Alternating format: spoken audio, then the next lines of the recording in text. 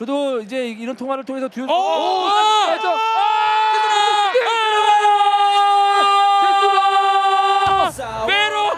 메롱 나왔습니다. 메롱이 나와요. 안녕하세요. 새벽의 축구 전문가 페누입니다.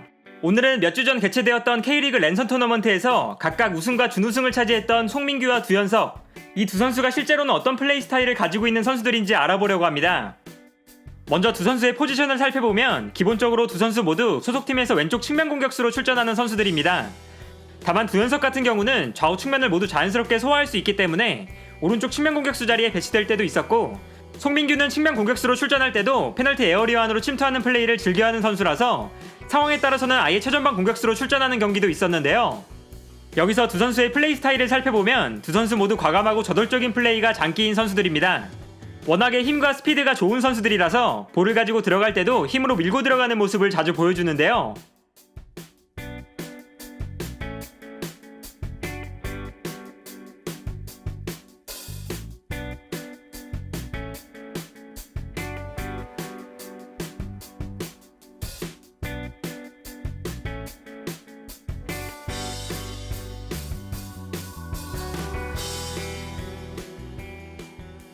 또한 두 선수는 공격 상황에서 팀이 볼을 빼앗겼을 때도 상대를 향해 저돌적으로 달려들면서 상대를 압박하는 모습을 보여주고 있습니다.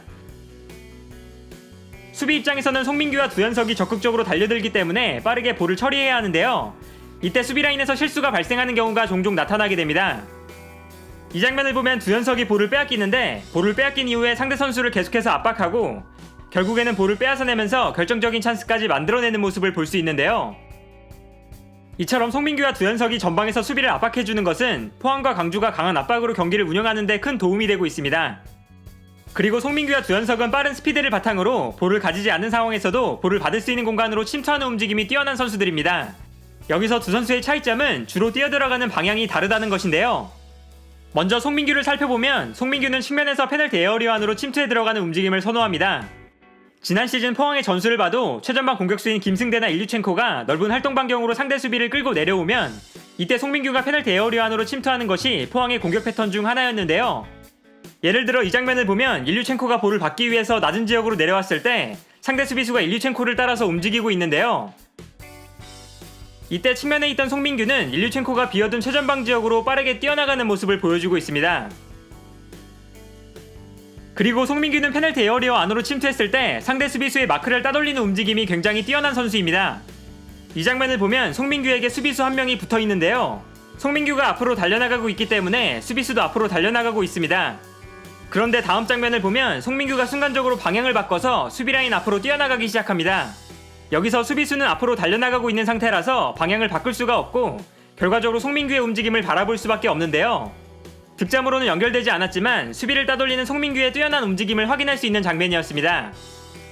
또한 페널티 에어리어 안에서 볼을 잡을 때는 어려운 자세에서 볼을 받아도 볼을 정확하게 컨트롤해놓고 슈팅까지 가져갈 수 있다는 것이 송민규의 가장 큰 장점 중 하나인데요. 득점력이 다소 아쉽다는 평가를 받고 있지만 페널티 에어리어 안에서 보여주는 송민규의 날카로운 플레이는 구단과 팬들이 송민규의 잠재력을 기대하는 이유라고 할 수 있습니다.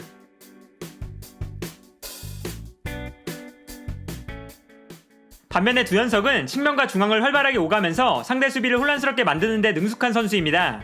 특히 광주의 측면 수비수가 오버래핑을 시도할 때 상대의 측면 수비수를 측면으로 끌어내면 상대 수비에 발생한 공간으로 침투해 들어가는 움직임이 굉장히 날카로운 선수인데요. 광주의 경기를 보면 두현석의 움직임을 확인할 수 있는데, 이렇게 광주의 측면 수비수가 볼을 잡는 상황에서 상대 측면 수비수가 측면 수비를 위해 움직이면 이때 두현석이 상대 측면 수비수가 비어둔 공간으로 뛰어들어가는 모습을 자주 볼 수 있습니다.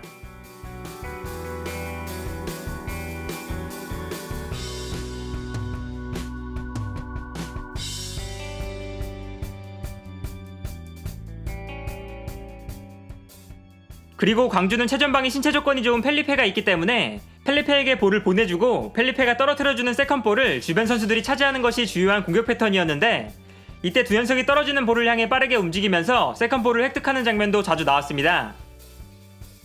이 장면을 보면 펠리페가 떨어뜨려주는 세컨볼을 두현석이 빠르게 달려나가면서 소유해주는 것을 볼 수 있는데요.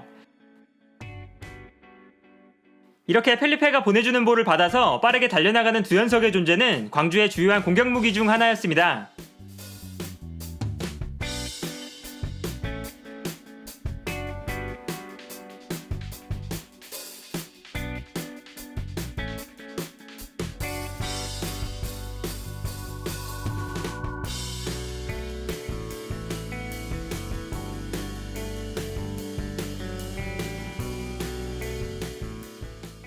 그리고 재미있게도 두현석은 게임에서도 펠리페의 포스트 플레이와 두현석의 드리블 능력을 활용해서 비슷한 공격 패턴을 보여줬습니다.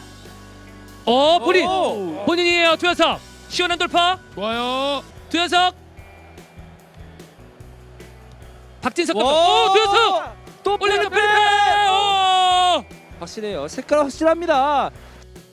오늘은 이처럼 두 선수의 플레이를 살펴봤는데요. 지난 시즌 송민규는 K리그 1에서 27경기 2골 3도움, 두현석은 K리그 2에서 23경기 3골 4도움을 기록했습니다. 두 선수 모두 점점 성장하고 있는 선수들인 만큼 포항과 광주 팬들의 많은 기대를 받고 있는데요. 특히 송민규는 지난 시즌 활약을 바탕으로 감독, 선수, 기자의 투표로 이루어지는 미리 보는 영플레이어 상에서 3위를 기록할 정도로 이번 시즌 K리그에서 많은 기대를 받고 있는 선수인데요. 이제 빨리빨리 하라고. 네. 빨리빨리 해라. 예. 빨리빨리 해라. 네. 그냥 송민규 진정해라. 네. 하기다. 예. 네. 전화해. 전화하라고. 네. K리그 랜선 토너먼트 결승전에서 예상치 못했던 케미를 보여줬던 두 선수. 과연 이번 시즌 두 선수가 다음 주 개막하는 K리그 1에서는 어떤 활약을 보여줄 수 있을지, 그리고 6월 26일 포항과 광주가 맞붙는 경기에서는 어떤 스토리가 만들어질지 두 선수가 실제로 보여주는 활약을 기대해보셔도 좋지 않을까 합니다. 오늘 영상은 여기까지고요. 시청해주셔서 감사합니다.